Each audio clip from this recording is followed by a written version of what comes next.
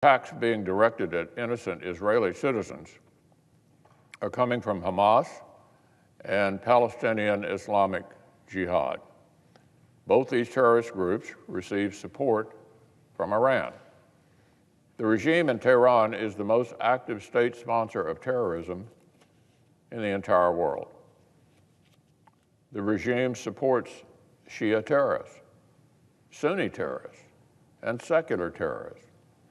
Many of the rockets now raining down on Israel's cities are gifts from Iran. Technologies of terror honed by the Iran proxies in Yemen, Iraq, Syria, and Lebanon. Days ago, the U.S. Navy seized weapons on a vessel that appears to have been dispatched from Iran bound for Yemen to fuel the violent Houthi terrorists in violation of the UN embargo. Just last night, the Houthis again fired missiles against Saudi Arabia.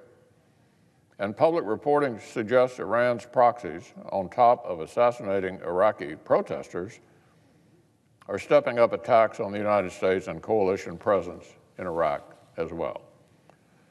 Iran is emboldened by our retreat from Afghanistan. They're eager to challenge an administration that appears desperate to return to a failed deal. What former Defense Secretary Bob Gates said this week about weakness inviting challenge from China and Russia applies to Iran as well. The answer is not accommodation. It is America's strength. But reportedly, this administration is considering preemptive concessions, a huge rollback of sanctions, squandering our leverage, just a leap back into a failed nuclear deal. I sincerely hope these reports prove to be wrong. It's difficult to believe an American president would consider removing terrorism or missile-related sanctions at the very moment Iranian rockets are raining down on Israel, Iranian-backed militia are attacking American facilities in Iraq, and Iranian missiles are being trained on Saudi Arabia.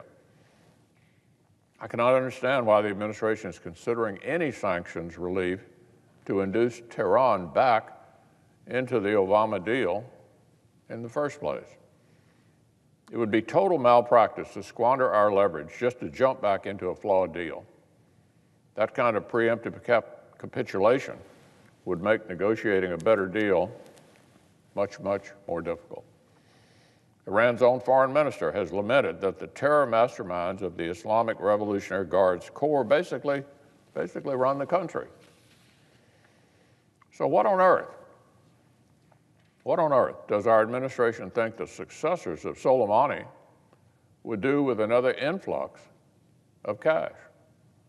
If the administration will stay smart, stay tough, and work toward a better deal that truly halts Iran's nuclear and missile programs, as well as a strategy to confront Iranian terrorism, then the president will find support and partnership from the Republican side.